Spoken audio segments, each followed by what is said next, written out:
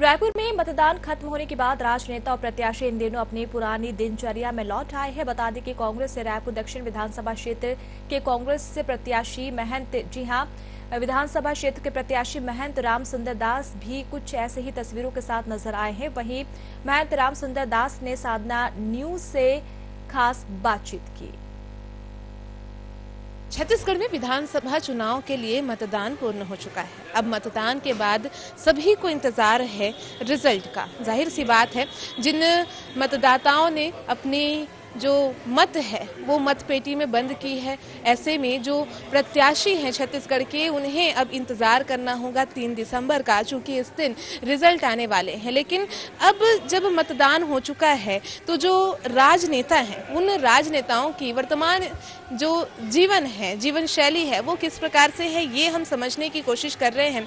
और चलिए समझ लेते हैं महंत राम सुंदर दास जी से, चूंकि वो कांग्रेस से प्रत्याशी हैं दक्षिण विधानसभा क्षेत्र से। और महंत जी, चूंकि चुनाव तो संपन्न हो चुके हैं, उम्मीदवारी रहती है, उम्मीदवार तो आप इस क्षेत्र से है ही, ये भी उम्मीद है कि चुनाव में जीतेंगे, लेकिन अब क्या स्थिति पूर्ण की भांति हो चुकी है? कैसा चल रहा है इस वक्त का जीवन?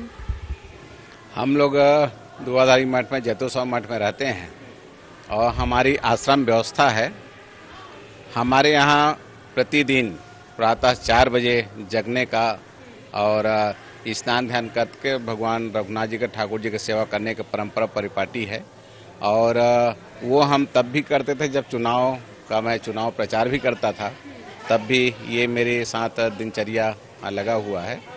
और सोने का कहीं कोई तय नहीं रहता था। कभी हम 2 बजे सोते थे, कभी हम 2:30 बजे सोते थे, कभी 12 बजे सो जाया करते थे, लेकिन जगने का समय तय है। 4 बजे जग करके हम लोग भगवान का, ठाकुर जी की सेवा करते हैं। वो परंपरा, वो परिपाटी का निर्वाह कर रहे हैं। और आज भी अब चुनाव संपन्न हो गया है, तब निश्चिंत होकर भगवान रघुनाथ जी के, बालाजी का सेवा में हम लोग समर्पित हैं।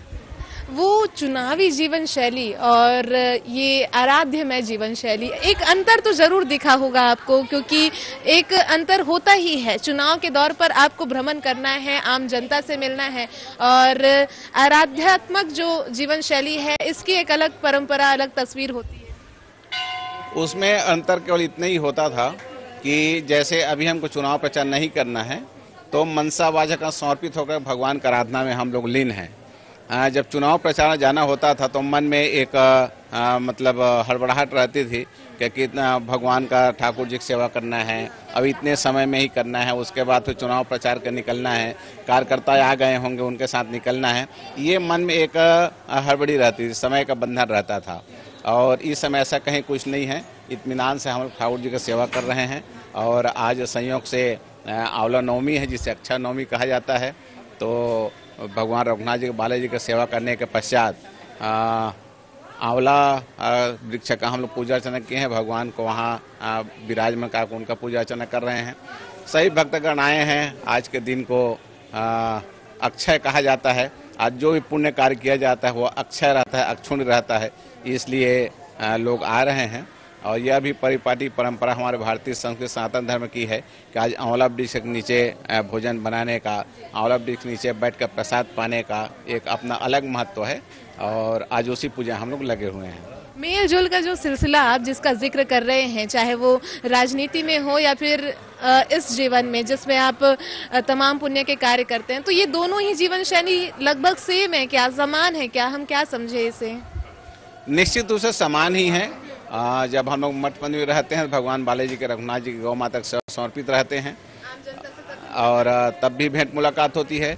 लेकिन जब मठ मंदिर में आम लोगों से भेंट मुलाकात होती है तो विशुद्ध रूप से वो भक्त रहते हैं, भगवान के दरबार में आते हैं, पुण्य कमाने के लिए आते हैं। और मठ में 4 दिवस बाहर निकल करके जनता जनार्दन सेवा में हम अपने आप समर्पित रखते हैं। तब लोगों की जो मांग रहती है, जो समस्या रहती है, उसके समाधान के लिए हम लोग प्रयत्न करते हैं। सेवा वहाँ भी करनी है, सेवा यहाँ भी करनी है, सेवा यहाँ ठाकुर जी की करनी है और वहाँ जनता की सेवा करनी है। निश्चित रूप से सेवा तो सेवा है। जब हम लोग मठ में 4 दिवस के अंदर रहते हैं तो विशुद्ध रूप से भगवान बालाजी का, रघुनाथ जी का, हनुमान जी के, गौ माता की सेवा करते हैं। मठ में 4 दिवस बाहर निकल करके जनता जनार्दन सेवा करना होता है, उनके सेवा करते हैं, उनकी जो समस्या रहती है उसका समाधान करते हैं। तो मठ में बाहर निकल करके ये जो जन सेवा है वह सेवा का विस्तार ही है, विशेष कुछ नहीं है। अच्छा, इस जन सेवा के लिए जो कार्य इस वक्त लगे हैं या फिर हम कहें मेहनत जो लगी है, क्योंकि वो देखने को भी मिलता है जब राजनेता तमाम काम छोड़ करके आम जनता के समक्ष जाते हैं, चुनाव प्रचार रहता है, थोड़ी मुश्किलें, थोड़ी चुनौती आपको भी देखने को मिली होंगी। देखिए, मैं पहले ही कहा कि हम लोग आश्रम पद्धति में, आश्रम व्यवस्था में रहते हैं, तो सारे काम को छोड़ करके हम लोग चुनाव प्रचार नहीं जाते थे। ठाकुर जी की सेवा है उसको किया ही करते थे, और सेवा करने के बाद फिर हम जनता के बीच में जाते थे, अपनी बात को रखते थे। भगवान कृष्ण ने गीता में कहा है कि कर्मण्येवाधिकारस्तु मा फलेषु कदाचन। उन्होंने अर्जुन को मना कहा कि हे अर्जुन, तुम कार्य करते रहो, फल की चिंता मत करो, क्योंकि फल तुम्हें मिलना ही मिलना है। यदि तुम नहीं चाहोगे तब भी अपने किए हुए कर्म का फल तुम्हें मिलेगा, इसलिए कर्म करो। तो हम केवल कर्म किए हैं, और हमें पूरा विश्वास है कि ऐसा कहा जाता है कि व्यक्ति यदि आम का पेड़ लगाया है तब मीठे मीठे फल एक दिन जरूर पैदा होगा, और व्यक्ति यदि बबूल का पेड़ लगाया है तो कांटे एक दिन जरूर उसमें पैदा होगा। तो हमने मेहनत की है, लोगों के बीच हम गए हैं, तो मुझे आशा है, पूरा विश्वास है कि उनका सहयोग मुझे मिलेगा। और रायपुर दक्षिण विधानसभा जनता ने जो निर्णय दिया है वो 3 तारीख सामने आएगा। मैं उनका सेवक बनूंगा, और सेवक बनकर सेवकाई फिर करूंगा। महंत जी की कौन सी ऐसी बातें हैं या हम कहे विचारधारा है, मुद्दे हैं जिस पे जनता मुहर लगाएगी, आपको यकीन है जिस पर? मुझे पूरा यकीन है कि मैंने लोगों से केवल इतना ही कहा है पूरे चुनाव प्रचार में कि मैं केवल सेवा भावना से राजनीति में हूँ। मुझे राजनीति करना, नेतागिरी करना, प्रपंच करना, वो मेरा उद्देश्य नहीं है। जब मैं मठ मंदिर के 4 दीवार के अंदर रहता हूँ तो मैं भगवान बालाजी का, रघुनाथ जी, गौ माता का, हनुमान जी सेवा में समर्पित रहता हूँ। मठ में 4 दीवार से बाहर निकल करके जनता जनार्दन सेवा में समर्पित रहता हूँ। मेरा उद्देश्य सेवा करना है, ये मैंने कहा है।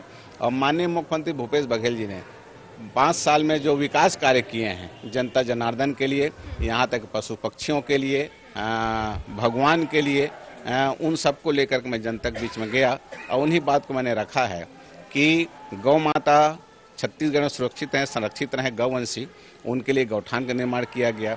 विश्व का एकमात्र माता कौशल्या का मंदिर चनखुरी में है, उसका जीर्णोद्धार किया गया। और उसी प्रकार से इतिहासकारों की ऐसी मान्यता है कि मर्यादा पुरुषोत्तम राघवेंद्र सरकार अपने 14 वर्ष के वनवास काल का अधिकांश समय छत्तीसगढ़ में बिताए हैं। तो जहाँ जहाँ वो गए, जहाँ जहाँ विश्राम किए, उन स्थानों को चिन्हांकित करके विकसित करने का काम माननीय मुख्यमंत्री भूपेश बघेल जी कर रहे हैं। तो उसी बात को लेकर मैं जनता के बीच में गया, और मुझे आशा ने पूरा विश्वास है कि लोगों का अपनापन मुझे मिला है, उनका अमूल्य वोट भी मुझे मिला है। उनके वोट को मैं कर्ज के रूप में स्वीकार करके जनता की सेवा में समर्पित रहूँगा।